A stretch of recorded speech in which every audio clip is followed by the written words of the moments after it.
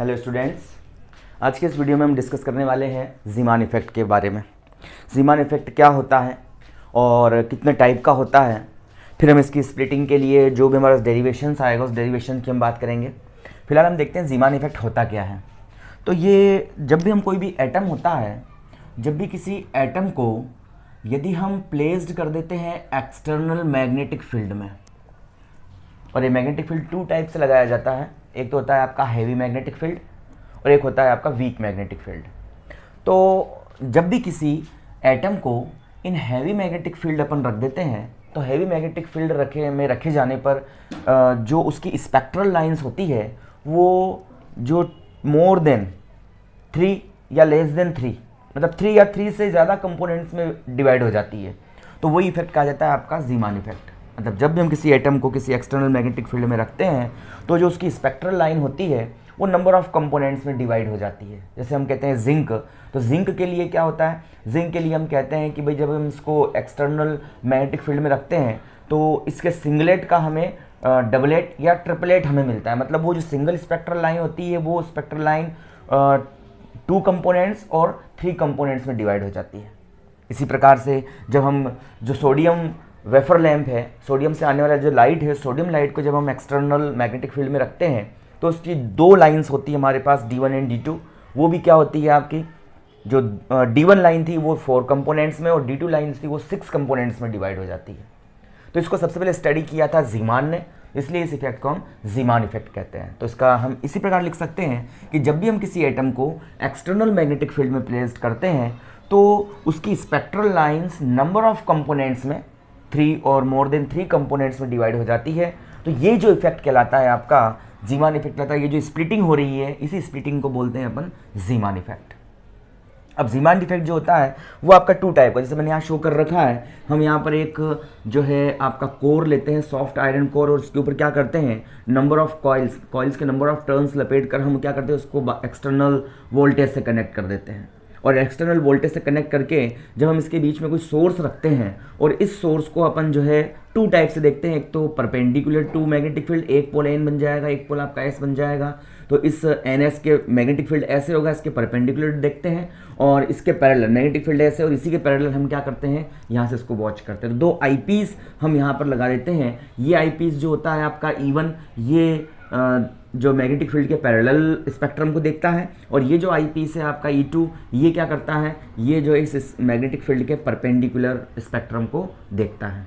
तो इस प्रकार से यहाँ पर इसमें इस तरह देखने के लिए यहाँ पर पोल के बीच में एक छोटा सा होल भी हम कर देते हैं, लंबा होल होता है जो जिसकी हेल्प से हम सीधे सोर्स से आने वाले लाइट्स को देख सकते हैं। तो इस प्रकार से इसका हम अरेंजमेंट करते हैं।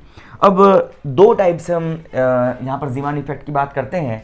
ज़ीमान इफेक्ट 2 टाइप का होता है, एक तो होता है नॉर्मल ज़ीमान इफेक्ट और दूसरा होता है एनामोलस ज़ीमान इफेक्ट। तो नॉर्मल ज़ीमान इफेक्ट में क्या होता है, जब भी अपन कोई भी एटम है ना, इस एटम को अपन रख देते हैं स्ट्रॉन्ग मैग्नेटिक फील्ड में, स्ट्रॉन्ग मैग्नेटिक फील्ड में इसको रख दिया जाता है, ठीक है ना।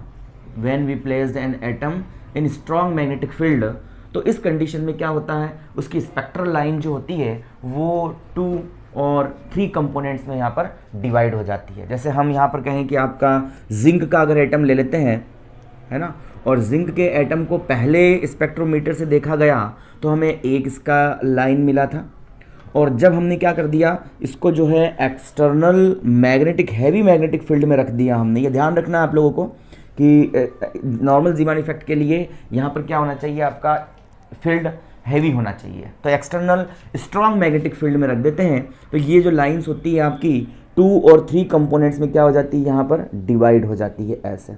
तो इस तरह से का जो इफेक्ट कहलाता है, उस इफेक्ट को कहते हैं हम यहाँ पर नॉर्मल ज़ीमान इफेक्ट कहते हैं।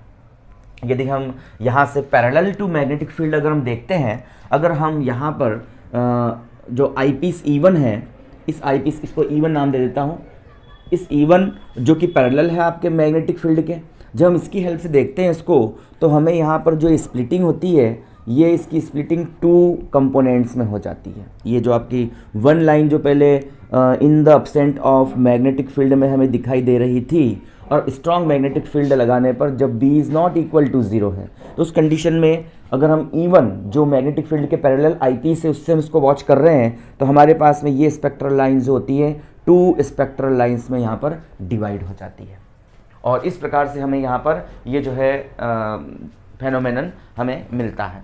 इस तरह से ये स्प्लिटिंग यहाँ पर होती है।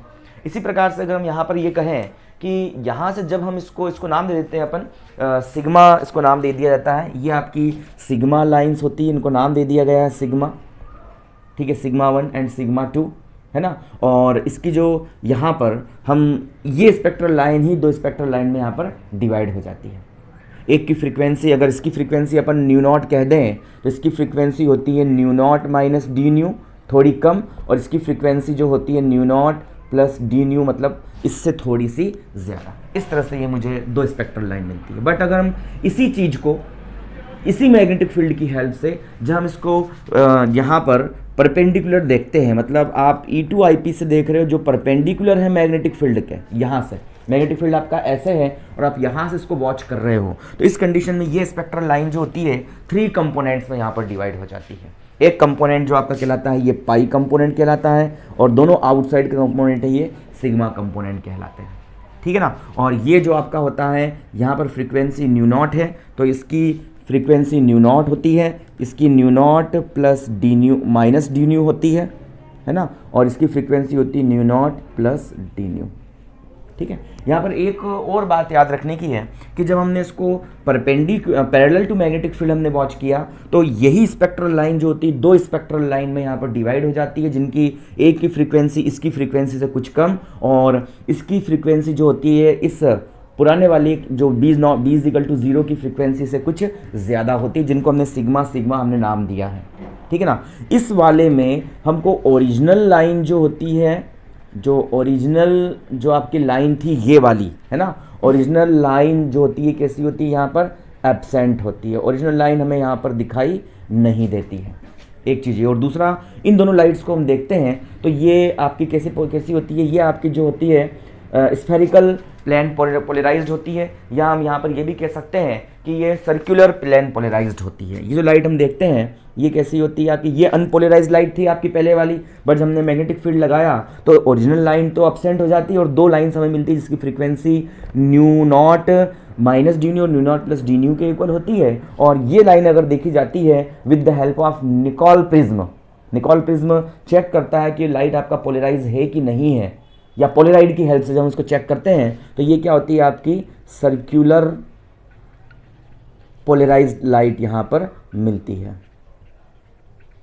सर्कुलर पोलराइज्ड लाइट होता है, प्लेन पोलराइज्ड लाइट होता है, इसको आप लास्ट क्लासेस में फर्स्ट ईयर में आप इसको पढ़ चुके हैं ऑप्टिक्स में, तो ये लाइट आपका सर्कुलरली पोलराइज्ड लाइट होता है। बट अगर हम जब इसको परपेंडिकुलर टू मैग्नेटिक फील्ड हम इसको देखते हैं E2 की हेल्प से, तो हमारे पास में जो स्पेक्ट्रम मिलता है उस स्पेक्ट्रम में क्या होता है, ओरिजिनल लाइन तो प्रेजेंट होती है, और इसके पहले वाली frequency nu not minus new, बाद वाली फ्रीक्वेंसी न्यू नॉट से कुछ ज़्यादा हमें मिलती है, और साथ ही साथ ये तीनों लाइंस जो होती है ये आपकी जो होती है प्लेन पोलराइज्ड होती है, प्लेन पोलराइज्ड, ये आपका लाइट यहाँ पर मुझे मिलता है। तो ये लाइट कैसी होती है, प्लेन पोलराइज्ड होती है, और ये लाइट आपका सर्कुलरली पोलराइज्ड होती है। तो इस प्रकार से मुझे इफेक्ट यहाँ पर मिलता है। तो यहाँ पर नॉर्मल जीमान इफेक्ट क्या कहेंगे कि जब हम किसी एटम को स्ट्रॉन्ग मैग्नेटिक फील्ड में रख देते हैं तो आपका एटम के स्पेक्ट्रम 2 और 3 कंपोनेंट्स में, मतलब लेस देन 3 या 3, इससे ज़्यादा नहीं, तो 2 और 3 कंपोनेंट्स में यहाँ पर डिस्ट्रीब्यूट हो जाते हैं, डिवाइड हो जाते हैं, तो ये इफेक्ट कहलाता है आपका normal Zeeman effect. Normal Zeeman effect में अगर हम पैरेलल देखते हैं, मैग्नेटिक फील्ड के पैरेलल देखते हैं, तो हमें 2 लाइंस मिलती है जो सर्कुलरली पोलराइज्ड होती है, और अगर हम इसी को अगर परपेंडिकुलर टू मैग्नेटिक फील्ड देखें तो यहाँ पर आपका जो हमें स्पेक्ट्रम मिलता है वो स्पेक्ट्रम प्लेन पोलराइज्ड होता है, जिसमें जो एक्चुअल जो लाइन होती है मिडिल लाइन वो यहाँ पर प्रेजेंट होती है, बट यहाँ पर भी वो कैसी हो जाती है, प्लेन पोलराइज्ड हो जाती है। इसी प्रकार से होता है हमारे पास एनामोलस जीमान इफेक्ट। तो एनामोलस जीमान इफेक्ट में क्या होता है, एनामोलस जीमान इफेक्ट में जब भी अपन किसी एटम को यहाँ पर प्लेस तो करते हैं, बट एटम को प्लेस किया जाता है वीक मैग्नेटिक फील्ड में, है ना, वीक मैग्नेटिक फील्ड होता है। यहाँ पर आपको ध्यान रखना है, एनामोलस जीमान इफेक्ट जब भी अपन यहाँ पर लेंगे तो हमें वीक मैग्नेटिक फील्ड चाहिएगा। तो जब वीक मैग्नेटिक फील्ड में रख देते हैं तो यहाँ पर इसके जो स्पेक्ट्रल लाइन जो होती है वो है ग्रेटर देन 3 कंपोनेंट्स में क्या हो जाती है, डिवाइड हो जाती है। 3 से ज़्यादा कंपोनेंट्स हमें मिलते हैं यहाँ पर। जब भी किसी एटम को हम वीक मैग्नेटिक फील्ड में प्लेस्ड करते हैं तो उस कंडीशन में जो स्पेक्ट्रम जो होता है वो मोर देन 3 स्पेक्ट्रल लाइंस में डिवाइड हो जाता है, सब डिवाइड हो जाता है, और इस प्रकार के इफेक्ट को बोलते हैं हम एनामोलस ज़ीमान इफेक्ट। जैसे हम अगर बात करें सोडियम की, हमने सोडियम के रूप में हम सोडियम वेफर लैम्प को यहाँ रख देते हैं, है ना। सोडियम वेफर लैम्प में जैसे कि हम जानते हैं कि हमारे पास में जो होती है 2 लाइंस यहाँ पर होती है सोडियम वेफर लैम्प की, ये होती है आपकी 1 लाइन होती है, इस लाइन को अपन क्या बोलते हैं, D1 लाइन कहते हैं। और दूसरा जो लाइन मिलती है मुझे यहाँ पर स्पेक्ट्रम जिसका देखते हैं ना अपन, without any applying external magnetic field, मतलब यहाँ पर मैंने अभी B बराबर क्या कर रखा है, 0 कर रखा है, ध्यान रखना है। तो सोडियम की हमें इसको स्ट्रॉन्ग स्पेक्ट्रोमीटर्स जब वॉच करते हैं तो हमें 2 लाइंस मिलती है D1 एंड D2, है ना। और इन दोनों की इस जो स्पेक्ट्रम रेंज जो होती है, एक की होती है 5890 एंगस्ट्रॉम, ये हम जानते हैं अच्छे से, 5890 एंगस्ट्रॉम, और इसकी जो होती है 5896 एंगस्ट्रॉम। 6 डिग्री का दोनों में डिफरेंस होता है, 6 एंगस्ट्रॉम का डिफरेंस होता है। तो इस प्रकार से 2 हमें D1 और D2 लाइन मिलती है, कब, जब मैग्नेटिक फील्ड नहीं लगाया है तब। बट जैसे हम इसको स्ट्रॉन्ग मैग्नेटिक फील्ड में रख देते हैं तो स्ट्रॉन्ग मैग्नेटिक फील्ड में रखे जाने पर होता क्या है कि ये जो आपका D1 होता है, ये D1 जो है ये यहाँ पर 4 कंपोनेंट्स में डिवाइड हो जाता है। हमें क्या होते हैं यहाँ पर 4 कंपोनेंट्स मिल जाते हैं यहाँ पर इसके, है ना। तो हो गए 4 कंपोनेंट, है ना। इसको अपन बोलते हैं सिग्मा, सिग्मा ये होते हैं आपके पाई एंड दिस इज पाई, ऐसे। तो एक स्पेक्ट्रल लाइन D1 वाली 4 कंपोनेंट्स में यहाँ पर डिवाइड हो जाती है। और इसी प्रकार से अगर हम बात करें D2 लाइन की इन अ वीक मैग्नेटिक फील्ड, तो वीक मैग्नेटिक फील्ड में ये जो D2 लाइन होती है ये आपकी 6 कंपोनेंट में डिवाइड हो जाती है, 1 2 दिस 3 एंड 4 5 एंड 6। हमें इसके 6 कंपोनेंट्स मुझे मिल जाते हैं। D2 लाइन 6 कंपोनेंट्स में डिवाइड हो जाती है और D1 लाइन जो होती है वो 4 कंपोनेंट्स में डिवाइड हो जाती है। इसको भी हम नाम दे देते हैं, तो ये आपकी सिग्मा, ये pi, this become sigma and this become two sigma. तो इस प्रकार का जो इफेक्ट होता है आपका, ये एनामोलस ज़ीमान इफेक्ट यहाँ पर कहलाता है।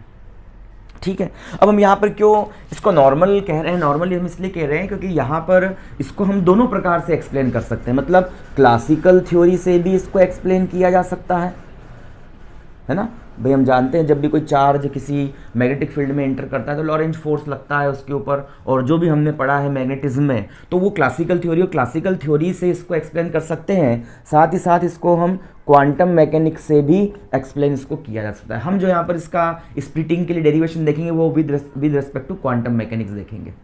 तो क्लासिकल मैकेनिक्स से भी इसको एक्सप्लेन किया जा सकता है नॉर्मल ज़ीमान इफेक्ट को, और क्वांटम मैकेनिक्स से भी एक्सप्लेन किया जा सकता है। बट आपका एनामोलस ज़ीमान इफेक्ट जो होता है वो only explained bye quantum mechanics. उसको यहाँ पर क्लासिकल मैकेनिक्स इस एनामोलस ज़ीमान इफेक्ट को यहाँ पर एक्सप्लेन नहीं कर सकती, तो इसको एक्सप्लेन करने के लिए हमें केवल क्वांटम मैकेनिक्स ही होती है। तो यहाँ पर उसी हेल्प से इसको अपन यहाँ पर सॉल्व कर सकते हैं, इसको एक्सप्लेन कर सकते हैं। तो इस प्रकार से ये जो पूरा एक्सप्लेनेशन है ये हमारे पास में होता है नॉर्मल ज़ीमान इफेक्ट का। अब हम यहाँ से इसके डेरिवेशन देख लेते हैं। तो नॉर्मल ज़ीमान इफेक्ट की हम जो ज़ीमान इफेक्ट की अपन यहाँ पर देख लेते हैं, तो ज़ीमान स्प्लिटिंग की हम यहाँ बात कर लेते हैं। ज़ीमान स्प्लिटिंग किस प्रकार से होती है, स्प्लिटिंग, ज़ीमान स्प्लिटिंग, ठीक है। तो यहाँ से इसको एक्सप्लेन करते हैं, और नॉर्मली हम नॉर्मल ज़ीमान इफेक्ट की बात करेंगे यहाँ पर, ठीक है ना। हम किसको एक्सप्लेन करेंगे यहाँ पर, नॉर्मल ज़ीमान इफेक्ट को ही हमारे सिलेबस के बेस पर जो है यहाँ पर अपन एक्सप्लेन करेंगे। तो नॉर्मल ज़ीमान इफेक्ट के लिए जैसे कि मैंने कहा है मुझे क्या चाहिएगा, स्ट्रॉन्ग मैग्नेटिक फील्ड चाहिएगा, और स्ट्रॉन्ग मैग्नेटिक फील्ड की हेल्प से हम क्या करते हैं, इस ज़ीमान स्प्लिटिंग को एक्सप्लेन कर सकते हैं। उसके लिए सबसे पहले हम देखते हैं भाई एटम होता है, भाई आपका एटम होता है, एटम में आपका न्यूक्लियस होता है, और उस न्यूक्लियस के सराउंड क्या करता रहता है, आपका इलेक्ट्रॉन जो होता है वो रिवॉल्व करता है। तो इलेक्ट्रॉन के पाथ को मैं कुछ इस प्रकार से यहाँ पर शो कर रहा हूँ, ऐसे इलेक्ट्रॉन जो होता है आपका रिवॉल्व करता है। इलेक्ट्रॉन यहाँ इस तरह से रिवॉल्व कर रहा है, इस डायरेक्शन में ऐसे रिवॉल्व कर रहा है एंटी क्लॉकवाइज, ऐसे मैंने माना है इसको, और एंटी क्लॉकवाइज। तो इसका एक एंगुलर मोमेंटम होता है, और इसको अपन बोलते हैं जो है circular angular momentum, L vector से इसको रिप्रेजेंट करते हैं, हम जानते हैं, भाई जब भी कोई ऑब्जेक्ट अगर रोटेशन कर रहा है या रिवॉल्व कर रहा है तो उसका एंगुलर मोमेंटम होता है। तो ये इसका एंगुलर मोमेंटम होता है, स्पिन एंगुलर मोमेंटम, इसको अपन एल वेक्टर से रिप्रेजेंट यहाँ पर करते हैं। और साथ ही साथ जब इलेक्ट्रॉन यहाँ पर इस तरह से मूव कर रहा है तो इस तरह से मूव करता हुआ electron as a current loop behave करता है, तो वो अपने अपोजिट डायरेक्शन में क्या जनरेट करता है, अपने मोशन के अपोजिट डायरेक्शन में करंट को जनरेट करता है। तो करंट की डायरेक्शन कुछ इस तरह से होती है। तो यहाँ पर इस तरह से अगर हम देखें from Maxwell's screw cork rule की हेल्प से या लेफ्ट हैंड थंब रूल की हेल्प से, तो आई की डायरेक्शन इस तरफ है और हम जानते हैं एम इज इक्वल टू कितना होता है according to classical mechanics, N I A होता है। जो आई की डायरेक्शन होती है वही हम इस जो है इस एम की डायरेक्शन या ए वेक्टर की जो डायरेक्शन होती है वही इस एम की डायरेक्शन होती है। तो हम आई ऐसे घूम रहा है आपका, तो नीचे की तरफ यहाँ पर क्या बन जाता है, सिर्फ ये ऐसे परपेंडिकुलर यहाँ पर हमारे पास में ये एम वेक्टर जनरेट होता है। एम वेक्टर जो होता है आपका यहाँ पर ये क्या कहलाता है, ये कहलाता है आपका magnetic dipole momentum. Magnetic dipole momentum कहलाता है, ठीक है। तो ये कहलाता है आपका मैग्नेटिक डायपोल मोमेंटम, इस तरह से बन जाता है, ठीक है। तो मैग्नेटिक डायपोल मोमेंटम नीचे की तरफ और एंगुलर डायपोल मोमेंटम एल क्या कहलाता है आपका, एल यहां कहलाता है आपका एंगुलर डायपोल एंगुलर मोमेंटम, ठीक है ना, एंगुलर मोमेंटम। और यहां से हम डायग्राम से देख रहे हैं कि दोनों की डायरेक्शन क्या है, एक दूसरे के अपोजिट होती है। अब हम क्या करते हैं, इस एटम को उठा करके हम जो है एक हैवी मैग्नेटिक फील्ड में इसको प्लेस्ड कर देते हैं ऐसे। ये मैंने हैवी मैग्नेटिक फील्ड लगा दिया कुछ इस तरह से ऐसे। ये heavy magnetic field B vector में इसको क्या कर दिया, मैंने प्लेस्ड कर दिया विद एन एंगल थीटा। मैंने जो एल के साथ थीटा एंगल बना रहा है मैग्नेटिक फील्ड, उसमें इसको मैंने प्लेस कर दिया। तो ऑब्वियसली हम जानते हैं कि यहाँ पर जो आपका जैसे हम इसको मैग्नेटिक फील्ड में प्लेस करते हैं तो अकॉर्डिंग टू लार्मर प्रिसिशन हम ये कहते हैं कि आपका ये मैग्नेटिक फील्ड है और ये इलेक्ट्रॉन है, ये इलेक्ट्रॉन इसके चारों तरफ क्या कर लगता है, प्रिसिशन करने लगता है, रिवॉल्व करने लगता है, रिवॉल्विंग होती है। और आपका जो एंगुलर मोमेंटम जो होता है इस मैग्नेटिक फील्ड के जो चारों ओर क्या करने लगता है, यहाँ पर जो है ये इसका प्रिसिशन यहाँ पर चालू हो जाता है, ये ऐसे प्रिसिशन करने लगता है। तो इसको मैं कुछ इस तरह से रिप्रेजेंट अगर कर देता हूँ, ऐसे ही इसके प्रिसिशन चालू हो जाते हैं और ये इस तरह से प्रिसिशन करने लगता है इसके चारों ओर, इस तरह से ऐसे इसके प्रिसिशन चालू रहते हैं एक और मैग्नेटिक फील्ड के चारों ओर। तो यहाँ से ये हो गया इतना, ये वाला हो गया आपका प्रोजेक्टाइल, एल का बी पर प्रोजेक्टाइल बनता है, ये वाला कंपोनेंट होता है, ठीक है ना। और इस तरह से यहाँ पर जो है आपका ये एल वेक्टर है, ये होगा आपका जो है एम एल।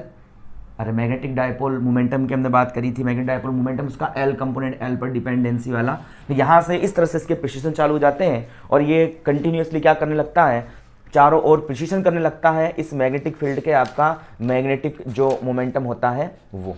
अब यहाँ से ये जो अपन ये कह दें कि इसको मैं बोल देता हूँ कि ये जो वैल्यू होती है एल है ना, एल वेक्टर है और ये इसका जो है मैं इसको इसकी वैल्यू जो होती है हम जानते हैं, जो एल की जो वैल्यू होती है इन अकॉर्डिंग टू आपका क्वांटम मैकेनिक्स, उसकी वैल्यू को मैं क्या कह सकता हूँ, यहाँ से मैं बोल सकता हूँ L into L plus one under root के अंदर, यही तो इसकी वैल्यू होती है। तो L into L plus one under root के अंदर इसकी ये वैल्यू होती है हम जानते हैं, और एच कट होता है साथ में, ठीक है ना भाई। क्वांटम मैकेनिक्स में हमने कहा इस चीज़ को भाई एम एल एच कट, हमने पहले भी इसकी बात करी है और इसकी वैल्यू हमने निकाली है। तो एम एच कट और एम क्या है आपका under root L into L minus one. तो ये वैल्यू जो होती है ये तो होती है आपकी अंडर रूट में L into L plus one, ये वैल्यू होती है आपकी कौन सी, ये जो है आपका जो प्रिसिशन कर रहा है जो आपका मैग्नेटिक डायपोल एंगुलर मोमेंटम है, उस एंगुलर मोमेंटम की क्वांटम मैकेनिक्स में ये यहाँ पर वैल्यू होती है, ठीक है। और इस तरह से ये इसके चारों ओर क्या करता है, प्रिसिशन करता है। और ये जो वैल्यू होती है आपकी यहाँ पर,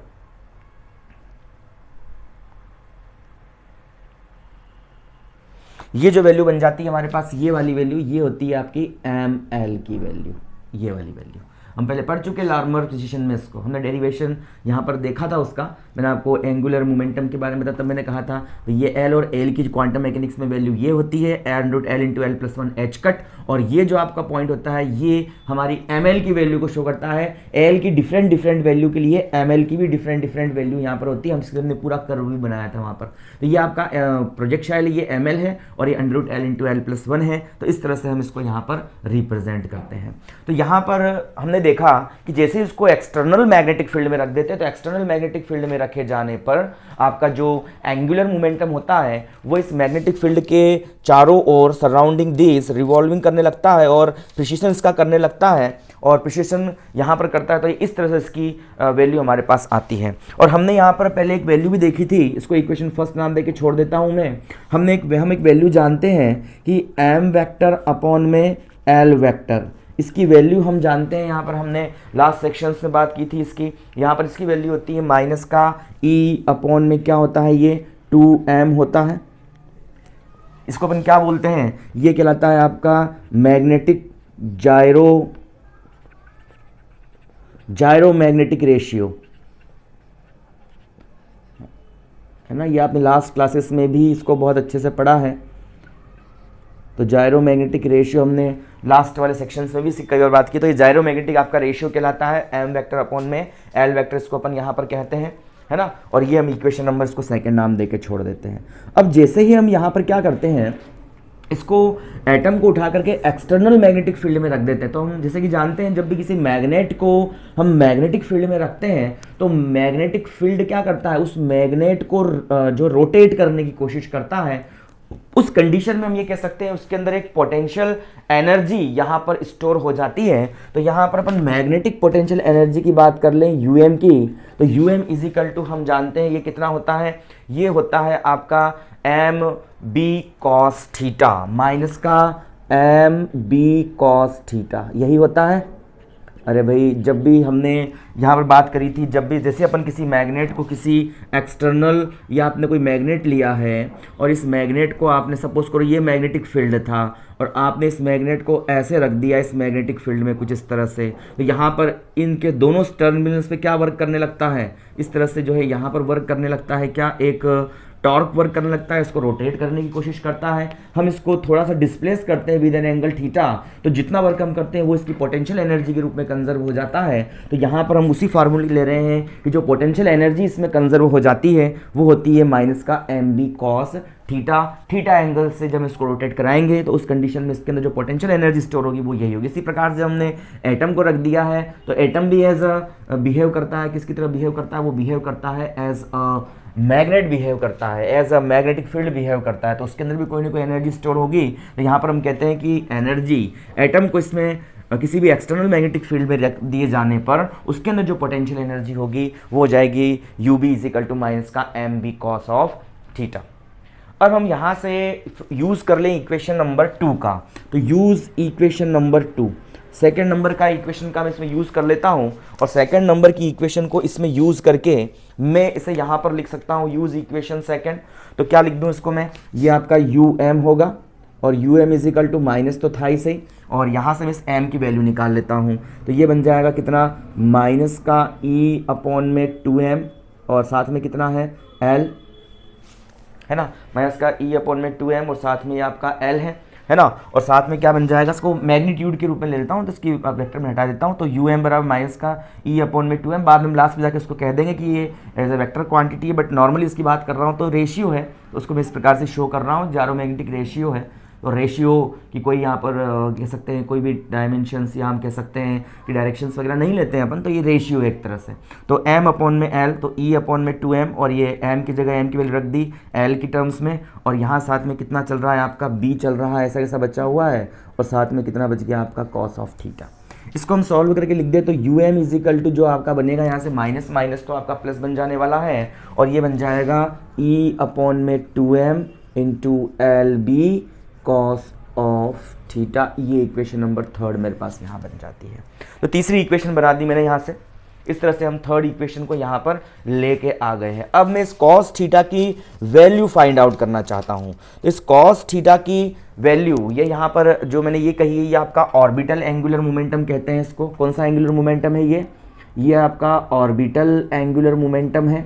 और जो एल मैंने कहा यहाँ पर, वो एल क्या है आपका, ये ऑर्बिटल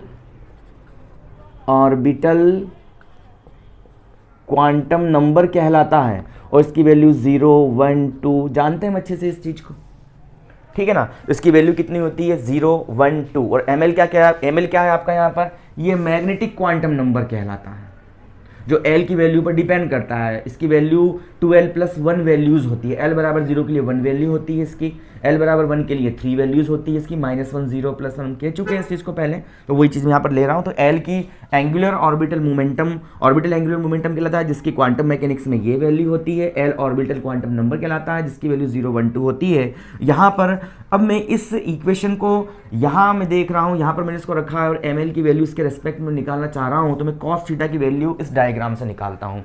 तो कॉस थीटा की वैल्यू यहाँ पर क्या होगी, इसको हम देख लेते हैं। तो यहाँ से सबसे पहले इस एल की वैल्यू को रख दूंगा, साथ में कॉस थीटा की वैल्यू भी निकाल दूं इसमें मैं। तो कॉस थीटा की आपकी वैल्यू क्या होगी उसको निकाल दूं। या इस वैल्यू को पहले मैं काम करता हूँ, यूज इक्वेशन फर्स्ट को इसमें यूज कर देता हूँ मैं। तो क्या बनेगा, UM that's is equal to E upon में 2M इंटू अंडर रूट में L into L+1 H cut है बिल्कुल, और साथ में कितना है B कॉस ऑफ थीटा। ये इक्वेशन 4 हो गई मेरे पास में। अब इस कॉस थीटा की वैल्यू निकाल लेता हूँ। तो फ्रॉम डायग्राम, इस डायग्राम की हेल्प से, है ना, हम यहाँ पर निकाल देते हैं। तो डायग्राम की हेल्प से मैं इस कॉस थीटा की वैल्यू निकाल देता हूँ। तो cos theta is equal to कितना बनेगा, ये आपका एंगल, तो ये हाइपोटेनियस, ये रहेगा आपका हाइपोटेनियस, ये रहेगा परपेंडिकुलर, और ये है आपका बेस। तो बेस अपॉन में क्या होता है आपका, हाइपोटेनियस होता है। तो बेस क्या है आपका, ml है, और हाइपोटेनियस क्या है आपका, अंडर रूट में L इंटू L+1। ये इतनी वैल्यू इसकी होती है हमारे पास में, ठीक है ना, under root L into L+1। ये वैल्यू होती है किसकी, आपकी यहाँ से जो है इसकी वैल्यू होती है, ml की वैल्यू होती है ये, ठीक है ना, ml upon under root L into L+1। और अकॉर्डिंग टू क्वांटम L की वैल्यूज ही होती है, बट L के जो अपन यहाँ से बात करते हैं वो under root L into L+1 होती है। यहाँ ऑर्बिटल क्वांटम नंबर की वैल्यू इतनी होती है। तो यहाँ पर ये वैल्यूज अपन पुटअप कर देते हैं। तो यहाँ से मैं कहता हूँ cos theta is equal to ml upon में under root L into L+1। ये वैल्यू मेरे पास में है, इसको मैं यहाँ पुटअप करने जा रहा हूँ। तो यहाँ से हम देख रहे हैं कि देखो यहाँ से जो है L into L+1 cos theta, तो under root L into L+1 cos theta, इस पूरी जगह क्या लिख सकता हूँ मैं, ml लिख सकता हूँ। सीधे ml की वैल्यू निकाल लूँ डायरेक्ट यहाँ से रखने की बजाय। तो अंडर रूट में कितना है, L इंटू L+1, और साथ में कितना है, ये कॉस ऑफ थीटा है, ठीक है ना। तो यहाँ से ये वैल्यू, अब हम इस वैल्यू को कहाँ ला के रख दें, इन इक्वेशन 4। इसमें यहाँ ध्यान देना, ये एच कट साथ में मत ले लेना भाई, ये तो इसकी quantum angular orbital angular momentum जिसकी वैल्यू इतनी आती है, बट इसकी जो लेंथ होती है वो under root L into L+1 पे डिपेंड करती है। और इसके रिस्पेक्ट में आपका ये ml बनता है, जिसको अपन यहाँ प्रोजेक्टाइल कह रहे हैं। यहाँ पर इसके रिस्पेक्ट में हम उसकी वैल्यू निकालते हैं। तो ये तो हम उसको वैल्यूज़ के रूप में कहते हैं, ऑर्बिटल क्वांटम एंगुलर मोमेंटम के रूप में कहते हैं। तो ध्यान रखना थोड़ा सा, यहाँ पर ml निकाल दिया, उस ml की वैल्यू को मैं यहाँ लाके पुटअप कर रहा हूँ। तो यहाँ से बन जाएगा मेरे पास UM, जो पोटेंशियल एनर्जी आएगी ये बनेगा E अपॉन में 2M एज इट इज़ है आपके पास में, ठीक है। और यहाँ से H कट को मैं लिख दूँ H अपॉन में 2 पाई लिख सकता हूँ, यही तो वैल्यू होती है H कट की। और साथ में कितना है आपका B भी मौजूद है, और साथ में ये बन जाएगा under root L into L+1 cos theta, under root L into L+1 cos theta, मतलब ये बन जाएगा आपका ml। ये आपका जो है यहाँ से सॉल्व कर लेते हैं। तो UM इज इक्वल टू कितना बनेगा, UM इज इक्वल टू बन जाएगा हमारे पास में, ये बन जाएगा EH अपॉन में 4πm, ये वैल्यू बन जाएगी। तो EH अपॉन में ये बन जाएगा 4πm, है ना। इसको एक ब्रैकेट में लिख देता हूँ, और साथ में कितना रहेगा, ये बन जाएगा B इंटू ml। ये equation number UM is equal to, एक चीज़ और लिख दूँ इसको मैं लिख देता हूँ μB और इंटू B ml, है ना। ये इक्वेशन नंबर हो गई आपकी 5, and this becomes to equation 6 where μB is equal to EH upon में 4πm, और इस क्वांटिटी को हम क्या बोलते हैं, इसको अपन बोलते हैं बोर मैग्नेट्रॉन। बोर मैग्नेट्रॉन ये भी एक रेशियो है, ठीक है ना, बोर ने दिया था उसको बोर मैग्नेट्रॉन इसको हम यहाँ पर कहते हैं, ठीक है ना। तो इस तरह से हम इसको यहाँ पर एक्सप्लेन करते हैं। भाई हम करना क्या चाह रहे हैं, हम यहाँ से जो है इसके लिए डेरिवेशन निकालना चाह रहे हैं, इसको हम स्प्लिटिंग जो हो रही है उस स्प्लिटिंग को यहाँ रिप्रेजेंट करना चाह रहे हैं। यहाँ से मैंने दो यहाँ से यूज़ किए हैं, एक तो आपका जायरोमैग्नेटिक रेशियो को यूज़ किया, साथ में बोर मैग्नेट्रॉन की क्वांटिटी मैंने यहाँ पर रखी है, दोनों ही आपके रेशियोज बनते हैं, ठीक है ना। अब यहाँ पर हम बात करते हैं, तो सबसे पहले हम बात करते हैं, ये तो हमारे पास निकल गए, दो इसके फार्मूलेज निकल गए।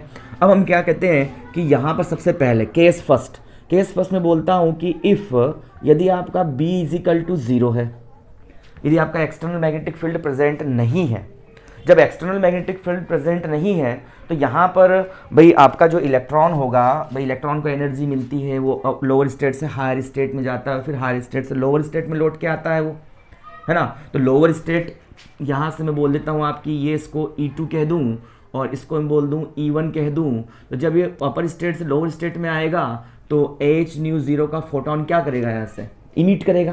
तो यहाँ से मैं कह सकता हूँ कि जो इमिटिंग इलेक्ट्रॉन की जो एनर्जी होगी H0, और ये कितनी हो जाएगी आपकी, ये बन जाएगी E1 माइनस E2 के इक्वल ही तो होगी, ऐसा मैं इसको कह देता हूँ। तो H0 is equal to E1 minus का E2, ये मेरे पास बन जाती है ना। या इसको मैं कह देता हूँ कि हम नॉर्मली बात करें तो E01 माइनस E02, ऐसा भी कह सकता हूँ उसको मैं, E01 माइनस का E02 ऐसा कह देता हूँ इसको। तो E01 माइनस E02, क्योंकि लो हायर एनर्जी स्टेट पे E01, तो ये इक्वेशन नंबर 7 हो जाती है मेरे पास में, ठीक है, इस तरह से। अब यदि मैं कहता हूँ कि आपका यदि एक्सटर्नल मैग्नेटिक फील्ड प्रेजेंट है ना, सेकेंड केस में मैं कहता हूँ कि if B is not equal to 0, और मतलब B प्रेजेंट है आपका। जब B प्रेजेंट होता है तो उस कंडीशन में क्या होता है, तो उस कंडीशन में यहाँ पर हम लिखते हैं टोटल एनर्जी की बात करें। टोटल एनर्जी कितनी होगी आपकी, एक तो होगी E0 ये होगी, और प्लस साथ में यहाँ से जो नेक्स्ट एनर्जी का जो फॉर्म आएगी वो कितनी आएगी, इसमें UM ही तो आएगी। अरे भाई मैंने कहा कि जब आपकी एनर्जी, जब B इज इक्वल टू 0 है, B प्रेजेंट नहीं है, तो अपर स्टेट से जब लोअर स्टेट में आपका इलेक्ट्रॉन ट्रांजिट करेगा तो उस कंडीशन में उसकी ये मेन एनर्जी यही होगी, E is equal to E0, ठीक है। मतलब कोई भी एक्स्ट्रा एनर्जी उसमें ऐड नहीं होगी। लेकिन जैसे हम इसको हैवी मैग्नेटिक फील्ड में रख देते हैं तो इसमें साथ में क्या बन जाता है आपका, कोई ना कोई पोटेंशियल इसमें स्टोर हो जाता है, इस एटम की कोई ना कोई पोटेंशियल एनर्जी भी होती है। तो टोटल एनर्जी जो बनती है हमारे पास वो बनती है E0 प्लस UM के इक्वल होती है, टोटल एनर्जी बनती है। तो इसकी फॉर्म में मैं उसको लिखने जा रहा हूँ अब। तो यहाँ से आपकी ऑब्वियस सी बात है, जब टोटल एनर्जी आपकी UM होती है तो अपर स्टेट की एनर्जी भी क्या होगी, तो अपर स्टेट की जो एनर्जी यहाँ से बनेगी हमारे पास में, उसको मैं लिख दूंगा E1 is equal to E01, ठीक है, और प्लस का कितना बनेगा आपका, ये बन जाएगा UM1, यही होगा मतलब अपर स्टेट के लिए। और लोअर स्टेट के लिए इसी इक्वेशन को मैं यूज़ कर देता हूँ।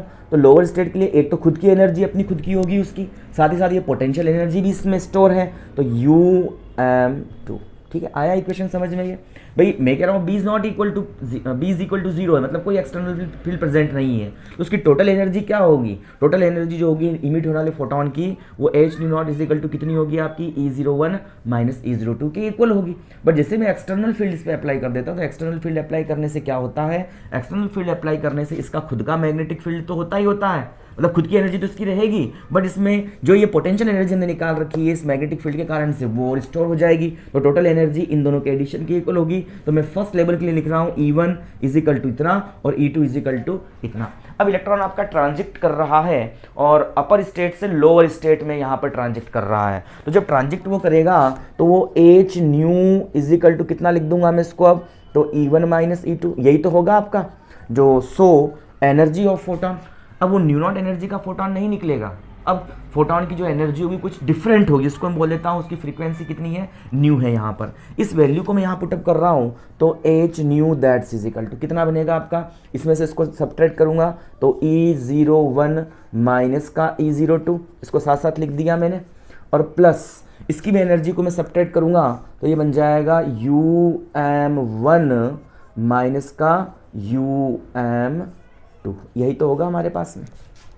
और E01 माइनस E02 किसके इक्वल है, तो यूज़ इक्वेशन नंबर 7, है ना। मैं इसमें इक्वेशन 7 को यूज़ कर देता हूँ, तो use equation number 7, H new तो आपका था ही सही, और यहाँ से ये कितना हो गया आपका E01 minus E02 H new not के इक्वल है। कब, जब मैग्नेटिक फील्ड प्रेजेंट नहीं था, मैंने इसकी वैल्यू निकाली थी, है ना, और साथ में प्लस का।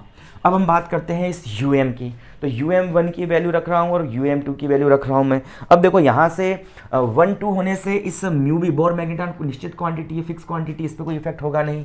बी जो है आपका, ये भी क्या है, यहाँ से आपकी फिक्स क्वांटिटी है, इस पर भी कोई इफेक्ट यहाँ पर होगा नहीं। तो इस कंडीशन में क्या हो जाएगा आपका, यहाँ पर इस कंडीशन में हम ये लिख देंगे कि आपका जो रहेगा यहाँ से क्या वैल्यू होगी यहाँ से आपकी, तो ये वैल्यू बन जाएगी E01 माइनस E02, ये मैंने new not H new not रख दिया है, प्लस UM1 की वैल्यू कितनी होगी, तो इस पर कोई इफेक्ट होगा नहीं, ये तो बाहर निकल जाएंगे, ये बन जाएगा ML1। भाई L बराबर 1 के लिए, फर्स्ट एनर्जी लेवल के लिए हम जानते हैं L की वैल्यू S ऑर्बिट के लिए 0 होती है ना, P ऑर्बिट के लिए 1 होती है, D ऑर्बिट के लिए 2 होती है, तो उसी प्रकार से चेंज होगा इसमें। तो इसको मैं फाइनली लिख देता हूँ कॉमन निकाल के, म्यू बी ऐसा, और साथ में इन द ब्रैकेट ये बन जाएगा ML1 माइनस का ML2, यही तो वैल्यू होगी हमारे पास, ML1 माइनस ML2। ठीक है, तो ये मैंने इक्वेशंस यहाँ पर लिख दी है। अब यहाँ से हम ये कहें कि H इसमें से कॉमन निकाल के हम कैंसिल कर देते हैं, और साथ ही साथ इस म्यू बी की वैल्यू भी रख देता हूँ मैं। तो H को कॉमन निकाल के मैं कैंसिल करने जा रहा हूँ, तो H मैंने कॉमन निकाल लिया इसमें से, ये न्यू नॉट बचा, प्लस म्यू बी की वैल्यू कितनी है आपकी, EH अपॉन में कितनी है, ये 4 पाई m है ना, साथ में B भी है, बट इसमें H था नहीं, है ना, इसमें जाओ H, चलो ठीक हो, देखें H मैंने कॉमन ही निकाल लूँ सीधा, इसमें से डायरेक्ट कॉमन ही निकाल लेता हूँ इसको मैं, H कॉमन ही निकाल लिया मैंने, भाई म्यू बी जगह रख दिया, H अपॉन में 4 पाई और H को कॉमन निकाल लिया, है ना, तो इसलिए यहाँ पर ये और ये बन जाएगा आपका ML1, और ये बन जाएगा माइनस का ML2। ये कंडीशन हमारे पास हो जाएगी, H से H आपका कैंसिल हो जाएगा, तो न्यू इजिकल टू कितना बन जाएगा मेरे पास में यहाँ पर, तो न्यू इजिकल टू जो हमारे पास बचेगा न्यू नॉट और प्लस का EB अपॉन में 4 पाई m, ये बच जाएगा, और ML1 माइनस ML2 को मैं लिख दूँ डेल ML, मतलब change in magnetic dipole momentum, है ना, जो आपकी मैग्नेटिक क्वांटम नंबर है, change in magnetic quantum number, del ML में इसको यहाँ पर लिख देता हूँ, तो डेल ML ये वैल्यू मेरे पास बन जाती है, और इसको इक्वेशन नाम दे देता हूँ मैं, इक्वेशन नंबर 8 नाम दे देता हूँ। तो इस तरह से ये इक्वेशन मेरे पास में बन जाती है, और ये हमारे पास में स्प्लिटिंग के बाद में जो फाइनल इक्वेशन मेरे पास बनती है यहाँ पर, वो इक्वेशन कुछ इस तरह से यहाँ पर बन जाती है। अब हम यहाँ सिलेक्शन रूल की बात करते हैं, तो सिलेक्शन रूल यहाँ पर क्या कहता है, सिलेक्शन रूल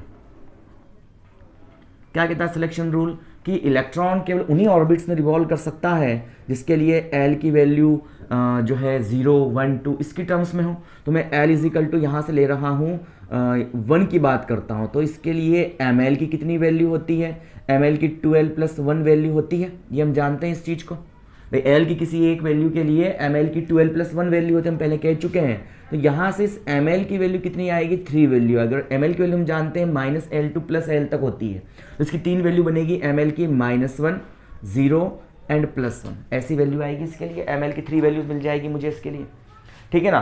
तो सबसे पहले डेल ML की मुझे 3 वैल्यू यहाँ से मिल रही है, L की किसी एक वैल्यू के लिए, डेल ML की 1 के लिए मुझे 3 वैल्यू, अगर L बराबर 2 ले लूँगा तो 5 वैल्यू, -2 -1 0 1 एंड 2, ये सिलेक्शन रूल से हम जानते हैं अच्छे से। अब मैं यहाँ से L बराबर 1 के लिए ये 3 वैल्यूज़ मुझे मिलती है, इन 3 वैल्यूज़ को मैं ऊपर रख रहा हूँ।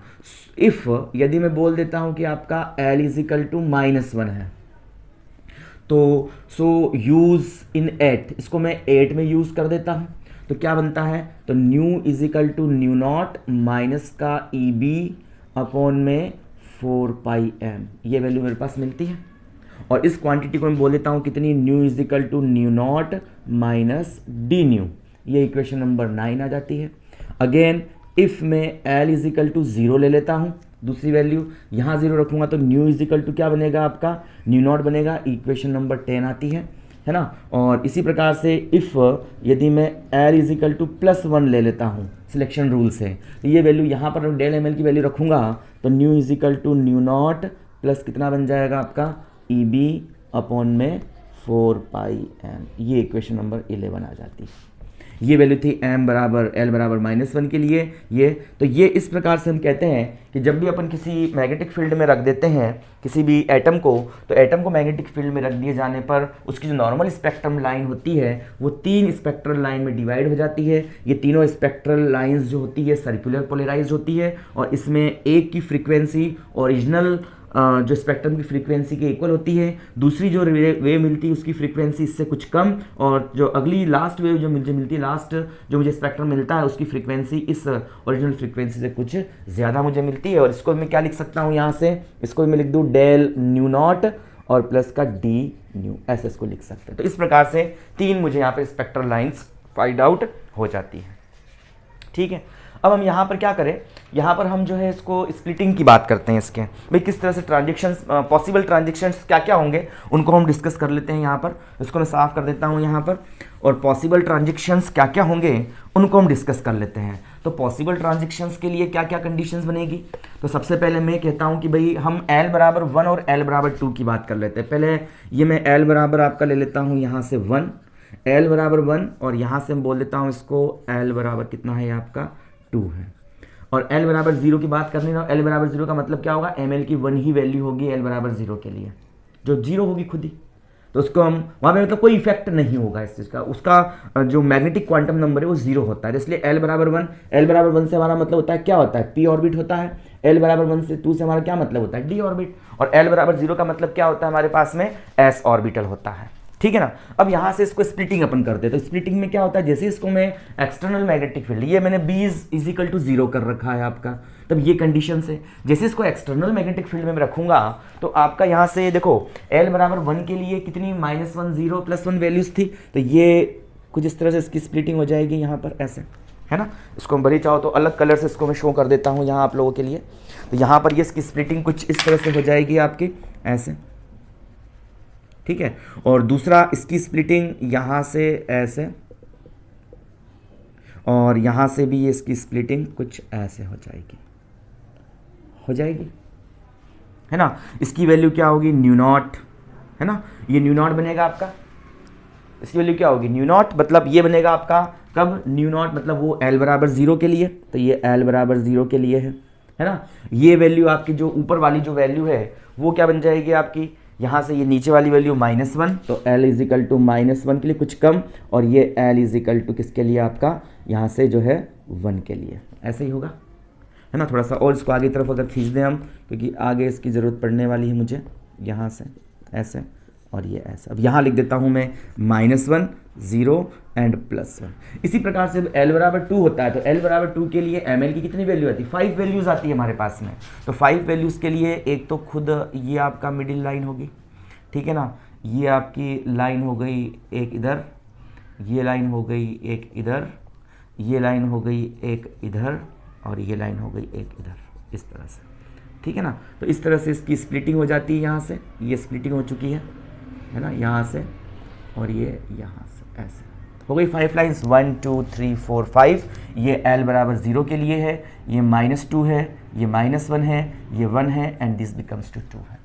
अब सिलेक्शन रूल क्या कहता है, सिलेक्शन रूल ये है कि ट्रांजेक्शन्स पॉसिबल होंगे तो इन 3 चीज़ के लिए पॉसिबल हो रहे हैं, क्या, -1 0 एंड +1 के लिए। तो ट्रांजेक्शन किस तरह से होंगे, तो पहली वैल्यू हम देखते हैं कि कब कब वैल्यू आपकी -1 होगी। तो -1 के लिए क्या क्या ट्रांजेक्शन्स होंगे उसको हम देख लेते हैं। तो यहाँ से हम कहते हैं कि अगर मैं यहाँ से इस काम को करूँ कि एक तो ट्रांजेक्शन होगा आपका क्या, -1 की बात कर रहा हूँ, तो -2 और -1 मतलब -1 आ जाएगा, मतलब -2 से आपका ट्रांजेक्शन किस में हो जाएगा, इस -1 में ट्रांजेक्शन हो जाएगा -2 -1। और यहाँ से -1 -0 मतलब सेकंड, ये ट्रांजेक्शन आपका कुछ ऐसे रहेगा, ऐसे रहेगा इसमें, -1 0 मतलब -1, और 0 -1 मतलब -1, ये ट्रांजेक्शन आपका अगला होगा, हो गई। जीरो मतलब -1 के लिए 3 ट्रांजेक्शन्स पॉसिबल होंगे। दूसरी हम बात करते हैं एल की वैल्यू, जब आपकी एम की वैल्यू 0 है तो कौन कौन से पॉसिबल ट्रांजेक्शन्स होंगे कि इसकी टोटल वैल्यू 0 हो जाए। तो सबसे पहले एक तो हम ये कह दें कि आपका जब 0 से जो है 0 में ट्रांजेक्शन हो तब इस वाली वैल्यू के लिए, तो 0 - 0 मतलब 0 ही होता है आपका, ठीक है ना। और दूसरा ट्रांजेक्शन क्या होगा आपका कि यहाँ से 0 से आपका जो है यहाँ से -1 से ट्रांजेक्शन किस में हो जाए आपका +1 में हो जाए, तो ये ट्रांजेक्शन आपका हो जाए ऐसे, देखो -1 से यहाँ पर +1 में, तो 0 हो गया है ना, मतलब दोनों का अंतर 0 हो जाएगा। या फिर हम एक काम करेंगे 1 से, देखो एक इसमें ये कर देता हूँ पहले, 2 से -2 में, ऊपर से ले लेते हैं भले इसको, ये 2 से -2 में, क्योंकि 2 - 2 मतलब 0।